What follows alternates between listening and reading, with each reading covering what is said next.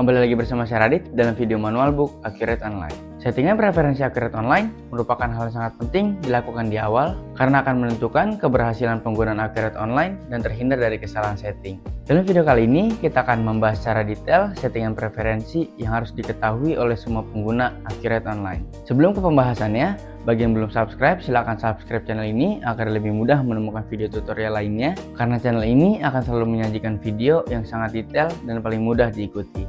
Untuk setting preferensi, dibutuhkan cowok yang sudah fix. Bagi teman-teman yang belum nonton video tutorial menambahkan akun perkiraan, silahkan nonton video yang itu atau yang ada di kolom deskripsi. Yuk langsung aja kita ke tutorial cara setting preferensi Accurate Online. Kita login ke Accurate Online seperti biasa, kita klik masuk. Lalu pilih salah satu data usaha, saya pilih yang ini. Untuk setting preferensi Accurate Online, caranya kita ke pengaturan, preferensi.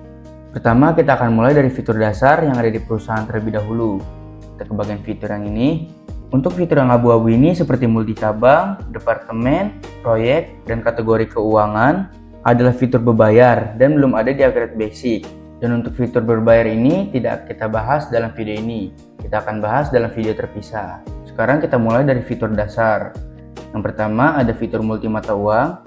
Jika kita mengaktifkan fitur multi mata uang, kita bisa mencatat transaksi menggunakan mata uang asing. Selain itu, kita juga bisa menghitung selisih kurs secara otomatis dari setiap transaksi. Lalu untuk yang kedua ada fitur pajak. Jika kita mengaktifkan fitur pajak, kita bisa menggunakan PPN dan juga PPh. Selanjutnya di sini ada fitur persetujuan atau approval.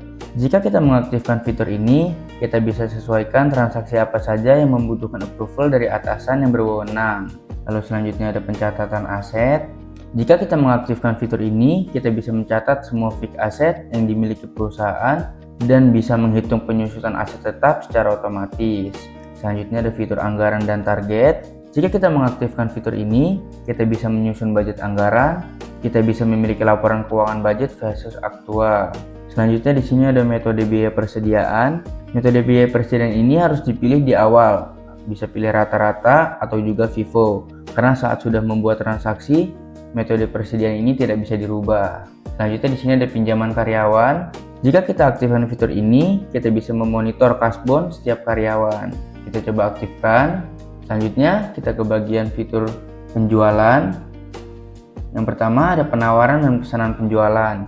Jika kita aktifkan fitur ini, kita bisa membuat surat penawaran kepada pelanggan sebelum deal dan pesanan penjualan untuk mencatat pesanan dari pelanggan. Lalu yang kedua ada retur penjualan, bisa diaktifkan jika perusahaan teman-teman mencatat barang retur. Lalu yang ketiga ada tukar faktur. Jika diaktifkan, fitur ini untuk mencatat tukar faktur saat akan melakukan penerimaan penjualan dari pelanggan. Sini kita coba aktifkan. Selanjutnya ada fitur penyesuaian harga atau diskon. Jika diaktifkan, fitur ini untuk mengatur variasi harga atau diskon. Kita bisa mengatur harga diskon yang berbeda ke setiap pelanggan kita atau ke setiap kategori pelanggan. Selanjutnya ada fitur faktur di muka atau mendahului pengiriman. Jika fitur ini diaktifkan, biasanya digunakan jika tagihan atau invoice yang kita buat kepada pelanggan terlebih dahulu, lalu pengiriman barang dilakukan secara menyusul. Di sini kita bisa aktifkan. Selanjutnya ada fitur tenaga penjual atau salesman. Fitur ini digunakan jika perusahaan teman-teman mencatat penjualan salesman serta menghitung komisi per salesman. Selanjutnya ada fitur klaim pelanggan. Fitur ini untuk mencatat penukaran barang dari pelanggan dikarenakan barang cacat atau tidak sesuai atau biasa disebut klaim garansi. Di sini kita bisa aktifkan. Selanjutnya ada fitur pengepakan barang. Fitur ini untuk mencatat barang yang sudah di packing dan siap untuk dikirim. Di sini kita bisa checklist. Selanjutnya di bagian sini ada konsinyasi barang. Fitur ini digunakan jika perusahaan teman-teman menitipkan barang kepada perusahaan lain untuk dijual. Selanjutnya ada jasa pengiriman. Fitur ini untuk mencatat informasi jasa pengiriman yang digunakan selama proses transaksi. Lalu selanjutnya ada fitur syarat pembayaran. Fitur ini untuk mencatat pembayaran atau termin jatuh tempo pada transaksi penjualan atau pembelian di Accurate Online. Termin pembayaran biasanya bisa di-set 30 hari, 7 hari, dan bisa di-set secara manual sesuai kebutuhan teman-teman. Selanjutnya kita ke bagian pembelian. Di pembelian ini yang pertama ada pesanan pembelian. Fitur ini untuk membuat PO ke pemasok atau supplier jika teman-teman ingin membeli barang ataupun jasa. Lalu yang kedua ada klien pemasok. Fitur ini untuk mencatat penukaran barang dari pemasok dikarenakan barang cacat atau tidak sesuai. Di sini bisa kita aktifkan. Selanjutnya ada fitur daftar harga pemasok. Fitur ini untuk menyimpan harga beli supplier per barang agar pada saat membuat PO harganya menjadi otomatis. Selanjutnya ada fitur tagihan di muka atau mendahului terima barang. Fitur ini digunakan jika pada saat membeli barang kita menerima tagihan terlebih dahulu dari supplier, namun barang belum kita terima. Di sini bisa kita aktifkan fiturnya. Selanjutnya ada fitur biaya pembelian oleh pemasok lain. Fitur ini untuk mencatat biaya-biaya yang terkait transaksi pembelian seperti biaya ekspedisi, biaya masuk, biaya asuransi pengiriman, dan sebagainya. Biaya tersebut bisa dibebankan menjadi penambahan HPP barang dan biasanya biaya-biaya tersebut ditagihkan oleh pihak ketiga. Oke, selanjutnya kita ke bagian persediaan. Di sini yang pertama ada permintaan barang. Fitur ini digunakan oleh bagian gudang atau bagian lain yang terkait dan ditunjukkan kepada bagian pembelian. Selanjutnya ada fitur multi gudang. Fitur ini bisa digunakan jika perusahaan teman-teman memiliki lebih dari satu gudang.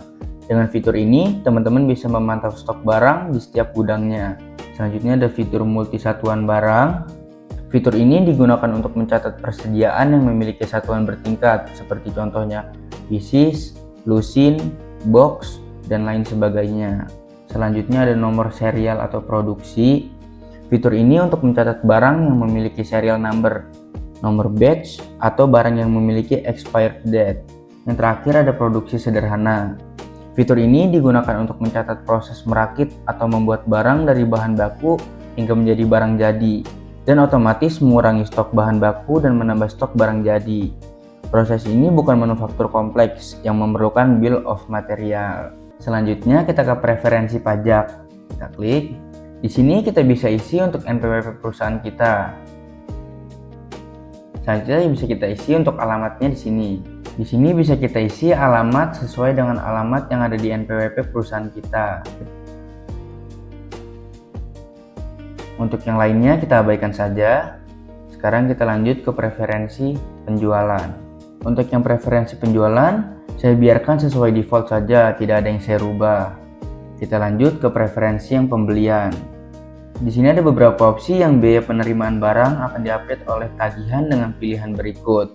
Misal kita pilih diperbarui oleh tagihan, jika ada perbedaan antara harga PO dengan harga faktur, maka yang dipakai sebagai nilai persediaan adalah harga faktur. Lalu misal kita pilih yang tidak diperbarui oleh tagihan, jika ada perbedaan antara harga PO dengan harga faktur, maka yang dipakai sebagai nilai persediaan adalah harga PO. Dan selisih antara harga PO dan harga faktur akan masuk ke dalam akun yang dipilih di sini. Misalkan beban pokok penjualan. Jika PO dan faktur berada dalam bulan yang sama, maka akan memilih opsi diperbarui oleh tagihan. Sedangkan jika periode PO dan faktur beda bulan, maka akan memilih opsi tidak diperbarui oleh tagihan. Dan selisih harga PO dengan faktur, maka akan masuk ke akun yang dipilih di sini. Biasanya diisi dengan akun HPP atau BPP. Untuk pembelian aset ini bisa dikosongkan saja. Untuk akun selisih pada transaksi pembelian di mana biaya ditagihkan ke pemasok lain, akun selisihnya bisa diisi dengan harga pokok penjualan atau beban pokok penjualan. Untuk yang tanggal jurnal bisa diisi tanggal tagihan biaya. Sekarang kita lanjut ke preferensi yang pembatasan. Pembatasan akses database lever operator. Untuk akses operator, jika kita pilih tidak dibatasi, maka operator bisa menginput kapanpun dan dimanapun tanpa batasan waktu dan tempat. Namun, tetap sesuai dengan batasan akses yang diberikan kepada user operator tersebut. Jika dipilih dibatasi semua, maka user dengan level operator tidak bisa menginput dan membuka Akhirat online-nya. Jika akses terbatasannya pada waktu, kita bisa pilih semua hari, Senin sampai Sabtu atau Senin sampai Jumat. Jamnya juga bisa kita tentukan di sini. Misalkan jam 9 sampai dengan jam 17. Di luar waktu ini, user operator tidak bisa menginput. Atau jika user hanya boleh melalui komputer tertentu, kita bisa isikan alamat IP komputernya di sini. Jika ingin memblokir user tertentu, bisa teman-teman blokir di sini. Kita pilih, lalu di sini ada usernya nih. Nanti teman-teman menambahkan beberapa user, teman-teman bisa pilih aja user yang ingin diblokir. Oke, di sini saya kembalikan tidak dibatasi. Sekarang kita ke tanggal transaksi. Kalau tidak dibatasi, user operator bisa menginput mundur tanggal atau maju tanggal kapanpun. Lalu di sini kita pilih berdasarkan rentang waktu. Misal kita pilih cegah jika 1 bulan sebelum atau 1 bulan sesudah periode saat ini. Misal bulan ini adalah Agustus, user hanya bisa menginput dan mengedit hanya di bulan Agustus. Lalu misal kita pilih cegah 2 bulan sebelum atau 1 bulan sesudah periode saat ini.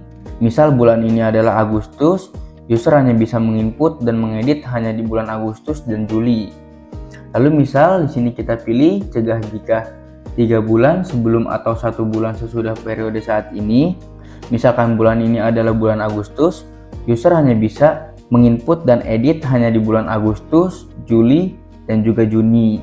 Selanjutnya pilihan berdasarkan tanggal tertentu kurang lebih sama seperti yang tadi. Misal kita pilih cegah jika dari tanggal sekian hingga tanggal sekian, user bisa input atau edit transaksi. Lalu untuk yang berdasarkan jumlah hari setelah akhir periode tanggal transaksi, misal kita pilih cegah jika 5 hari, maka untuk transaksi bulan Juli hanya bisa diinput sampai dengan tanggal 5 Agustus. Selanjutnya kita ke bagian lainnya. Untuk yang bagian lainnya ini bisa disesuaikan dengan kebutuhan teman-teman. Silakan bisa teman-teman pelajari. Contoh, saya aktifkan retur penjualan dapat meretur faktur yang sudah lunas. Selanjutnya kita ke preferensi persetujuan. Untuk yang preferensi persetujuan ini silakan teman-teman tonton selengkapnya yang ada di deskripsi video ini. Selanjutnya kita ke bagian preferensi lampiran. Di sini silakan pilih menu transaksi yang mewajibkan pengguna menyertakan lampiran saat menyimpan transaksi. Misalkan jika kita aktifkan penerimaan penjualan tanpa ada bukti transfer dari pelanggan, maka transaksi tidak dapat disimpan. Ini saya kosongkan saja semuanya. Selanjutnya kita ke bagian preferensi atribut tambahan. Untuk bagian preferensi atribut tambahan ini sifatnya opsional dan expand, jadi akan dibahas dalam video yang terpisah. Selanjutnya kita ke preferensi akun perkiraan. Untuk bagian barang dan jasa ini kita bisa tambahkan akun-akun yang akan dihubungkan ke barang dan jasa. Sebagai contoh, saya coba tambahkan akun-akun yang terkait dengan barang dan jasa.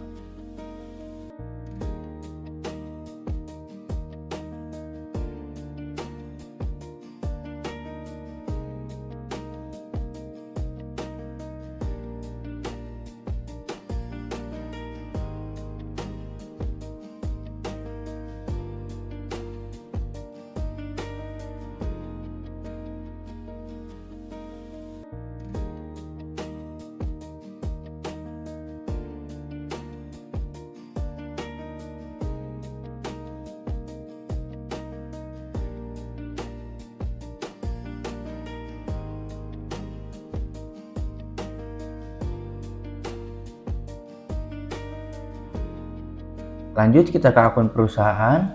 Untuk yang akun ekuitas saldo awal ini diisi dengan akun ekuitas saldo awal. Lalu yang akun laba ditahan ini diisi dengan akun laba ditahan. Kita lanjut ke akun pajak penghasilan. Untuk akun ini diisi dengan akun beban pajak penghasilan. Sekarang kita ke bagian penggajian karyawan. Untuk utang PPh 21 diisi utang PPh 21. Lalu yang utang premi pensiun diisi dengan premi JHT. Untuk yang utang premi kesehatan kita isi utang premi BPJS Kesehatan. Untuk yang peminjaman karyawan ini kita abaikan saja. Sekarang kita lanjut ke akun penjualan dan pembelian. Untuk yang akun diskon ini kita kosongkan aja. Sekarang untuk yang akun pembulatan ini kita isi dengan beban pembulatan transaksi. Oke, selanjutnya kita ke akun persediaan. Untuk yang akun penyesuaian ini teman-teman bisa isi dengan akun ekuitas saldo awal. Lalu selisih nilai persediaan teman-teman bisa isi dengan beban pokok penjualan. Untuk yang selisih nilai persediaan teman-teman bisa isi akunnya dengan beban pokok penjualan. Lalu untuk yang persediaan klaim ini bisa teman-teman kosongkan aja. Sekarang yang untuk akun beban selisih stok bisa kita isi dengan beban selisih stok. Lalu untuk yang akun pekerjaan ini kita isi dengan persediaan dalam proses. Selanjutnya kita ke bagian preferensi lain-lain. Untuk yang format desimal ini bisa teman-teman pilih asing atau Indonesia. Di sini saya pilih Indonesia. Lalu untuk opsi desimal di sini ada tanpa desimal, 1 di belakang koma, 2 di belakang koma, hingga di sini maksimal 6 di belakang koma. Sebagai contoh di sini saya pilih 2 di belakang koma. Untuk yang umur utang atau piutang, rentang umur ini teman-teman bisa sesuaikan dengan kebutuhan teman-teman. Sebagai contoh di sini saya isi 30 hari. Berarti di sini juga. Untuk yang umur persediaan ini bisa teman-teman sesuaikan dengan kebutuhan teman-teman. Sebagai contoh di sini saya isi 30 hari. Di sini ada komisi salesman. Komisi dihitung dari semua faktur atau faktur sudah lunas. Di sini saya pilih faktur sudah lunas. Oke, selanjutnya di sini saya klik simpan. Jika teman-teman ingin dibuatkan tutorial Akhirat Online tentang fitur atau kasus tertentu, silahkan tulis di kolom komentar ya. Terima kasih bagi yang udah nonton video ini dari awal sampai akhir. Sampai jumpa di video berikutnya.